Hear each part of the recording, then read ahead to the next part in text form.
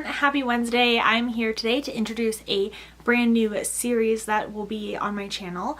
I'm not sure how often I'll be making these types of videos, but I have quite a few in mind that I'm planning on doing.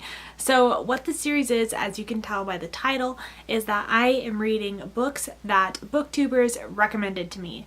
And what I mean by that is I have some booktubers that I've been watching for a long time and some books that they always talk about that I've never gotten around to reading, or ones I've heard them give a positive review on, ones I've seen them on Goodreads rate highly. So I went through some of my favorite booktubers and picked out some books that they have rated 5 stars that I'm going to read. And so the first one in my series, as you could tell by the title, is BooksAndLala. Kayla is one of my very favorite booktubers. I have been obsessed with her over the last year and a half maybe. As many people have, I found her through the Closet Unhaul series that she did last year on her channel, which she no longer does, but I would definitely recommend going through her playlist and binge watching that series because it is so much fun to watch. But I love Kayla so much. She reads a lot of thrillers, she reads a lot of serious contemporary, things like that. She has kind of different taste in books than I do. Not necessarily though, but I like thrillers as well, and I like serious contemporary, but they're not my main focus of books that I typically pick up. However, I do enjoy a lot, as you can see from my previous videos. I have a lot of serious contemporary on there. I've got not really any thrillers, but I don't read them too often, but I do like them when I do read them. But she never reads fantasy, which is one I read quite a bit. She does like sci-fi sometimes, but I definitely would go recommend checking her out. She's very organized, which I am obsessed with.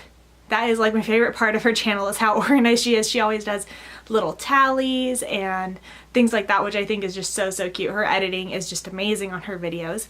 But she is going to be the first one that I read books recommended to me by.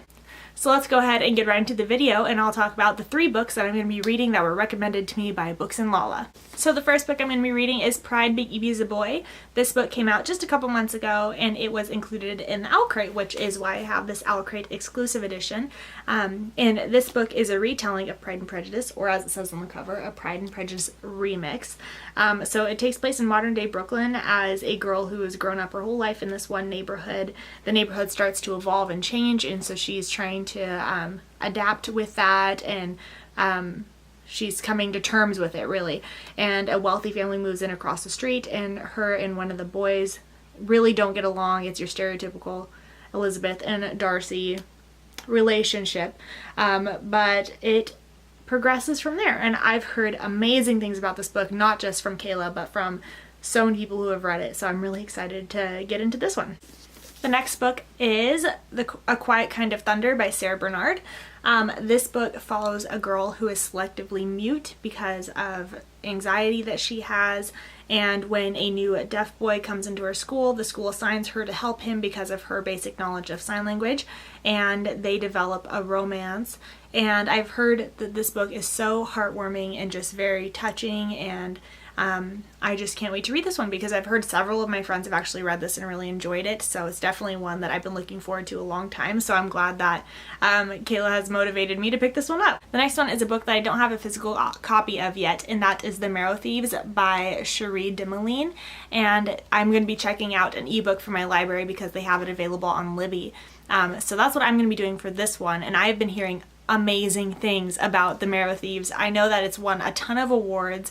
It's about a post-apocalyptic North America after global warming has kind of destroyed a lot of stuff, and now people have discovered that indigenous North Americans, their bone marrow holds the ability to allow other people to dream, which is something that humanity lost, and that is such an interesting concept, and definitely one I've been wanting to read forever, so I'm really excited to be picking this one up because I've just heard such great things. All 3 of these books I've heard amazing things about, so I'm so happy that I'm finally able to pick up these books. So those are the 3 books that I'm going to be reading based on BooksAndLala's recommendation. I'm really thinking that I'll love all 3 of these books, so I'm really excited to read them. But you guys will be seeing me next after I've read all these books with my final thoughts. Okay guys, I'm back. It's been a month later, and I've read all 3 of the books, and I gave 2 of them 4 stars and 1 I gave 5 stars. So I'm really excited to talk about them. So the first book that I want to talk about is The Marrow Thieves by Sherry Dimeline. And I gave this book 4 stars, and actually with both of the books that I gave 4 stars, it's kind of interesting because if I was to rate them on my enjoyment of the book alone, both of them would have been 3 stars. However, I really think that both of them were really well written. Like The Marrow Thieves was super well written, and I gave it 4 stars because of that, but I just didn't I wasn't gripped into the story. I didn't feel like I had to finish it. I didn't feel super motivated to keep reading it. It was an interesting story, and I liked the development of the characters, and I felt like it was very realistic and raw feeling, but it wasn't anything that's a new favorite book of mine. So I was a little bit disappointed in it because of that. But overall, I do recommend it because it was a great Indigenous story, and I thought that it was really interesting and nothing like anything I've ever read before, so I do still highly recommend it. But I think just for my personal reading taste, it wasn't something that I really loved that much, but because it was absolutely so well written, I did end up giving it 4 stars. Same thing goes for my second book, which was Pride by Ibi Zoboi. I gave this one 4 stars as well because it was absolutely magnificently written. It was so well written, but there was a few things that made me not give it 5 stars. One was my enjoyment of it. I liked this book a lot more than I liked The Marrow Thieves. Just on a surface level, I liked this book a lot more and I had a lot more fun with it. However, it was so short. Well, it's not so short because it's 280 pages, I think, but it was just, I felt like it was too short. So I would have, if I got to choose, I would have added 100 pages onto this book, and it probably would have been bumped up to maybe a 4.5, because I think that the romance between the 2 main characters was a little bit too fast, too fast of a turnaround. It wasn't as much of a gradual progression from hate to love, which is what I would have liked. It just seemed a little bit too fast, and I didn't think that there was enough of this story where they were having their romance. I thought that too much of the story was based on their hate, and too much percentage of the story was based on their hating each other, and it wasn't ever really for a real reason, which I didn't like either. It wasn't ever based on anything or even a misunderstanding. I didn't like that at all. I would have liked it more if there was a personality conflict and then they slowly got to know each other better, but it seemed like there wasn't really a basis for the hate. And then it just changed to, oh, now we love each other. So I would have liked another 100 or 150 pages to really develop the story better. But overall, I thought it was a really well written book. I thought the characters were really, really well written and well balanced. And I also really liked the Brooklyn setting, but it just wasn't my favorite thing ever. But I did give it 4 stars, and it's definitely one that I would recommend also if the premise is something that you're interested in, or if you're just looking for a short contemporary. It is one that I read in one day, so it's definitely one that you could speed through really fast. And I thought it was really good. It's just not a new favorite. And now the third book, A Quiet Kind of Thunder by Sarah Bernard. This one is a new favorite. I am so happy I read this book. It's definitely now into my very favorite contemporary books I've ever read. I just loved the main characters together. Reese was my favorite. He's one of my new favorite book boyfriends. I just love him so much. This book, I smiled so much while reading it, which I've probably never smiled as much reading a book as I have this one. I'm just sitting there and I'm while I'm reading, because it's just so stinking cute. I loved their romance together. I really loved that they didn't rely on each other to try to fix the other one's problems.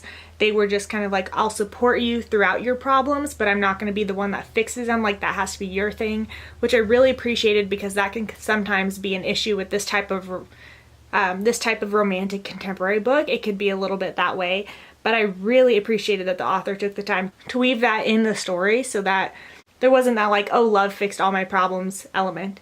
But I absolutely loved this book. I highly recommend it, and it is just so cute, and it's definitely one that I'm going to be keeping on my shelves for a long time.